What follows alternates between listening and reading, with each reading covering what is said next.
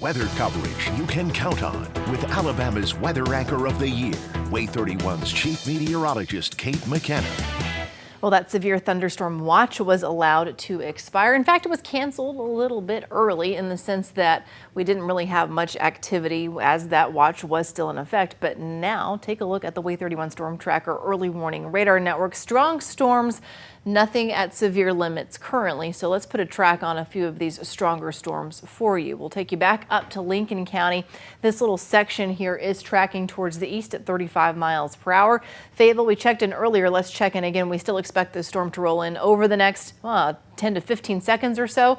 10:18 Mulberry by 10:30, Hazel Green 10:43, and then Flintville by 10:47. Farther toward the south here, we've got another little segment that is tracking towards the northeast. This little line here from Falkville down south of Coleman is going to be moving right through Morgan County, eventually up into Madison County. So it's going to be in Joppa by 10:33, Triana 10:40, Huntsville 11:07, and then Moores Mill by 11:24. Again, those are just some of the stronger storms. You can definitely see that there's more activity even farther towards the west here, just not quite as strong as what I was just tracking for you. In those storms, we can see winds gusting 40 miles per hour, get some small hail out of them as well.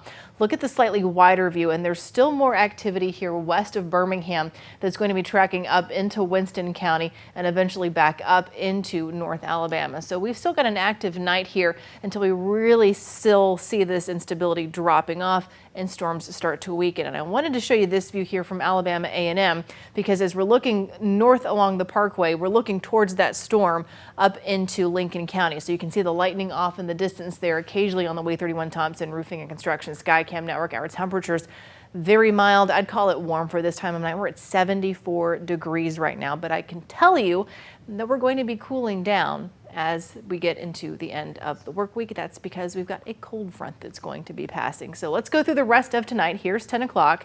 So basically current time period, there's 11 o'clock now all the way into 2 a.m. I told you that as the night goes on, instability starts dropping. These storms begin to weaken, and you can see they kind of start to consolidate into this one little cluster here that then continues to push off towards the northeast.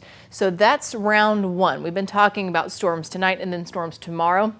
So once tonight's storms move on out, then we turn our focus to Friday morning. Here's 8 o'clock tomorrow morning. A few showers and storms initially, but you see that activity that flares up right over Sand Mountain. There's this brief window of time from about 10 o'clock to noon where we can see those storms flaring up, reaching severe limits. There's a tornado threat as well, but those storms are going to be tracking towards the east. And I say there's a tornado threat in the sense that it's not a zero risk. The main concern is still going to be damaging wind and hail.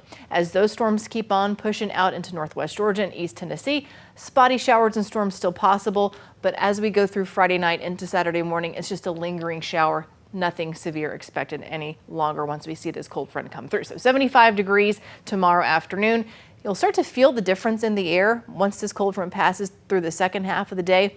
But until then, I reiterate, here's that outlined risk for severe weather. It's higher east of I-65 a little. 2 out of 5, heavy rain, gusty wind, small hail, and a non-zero threat for a tornado. 7-day forecast shows us this Mother's Day a little bit warmer. That's almost a 10-degree jump in temperatures between Saturday and Sunday next week. I'd call that hot. 90 Tuesday and Wednesday.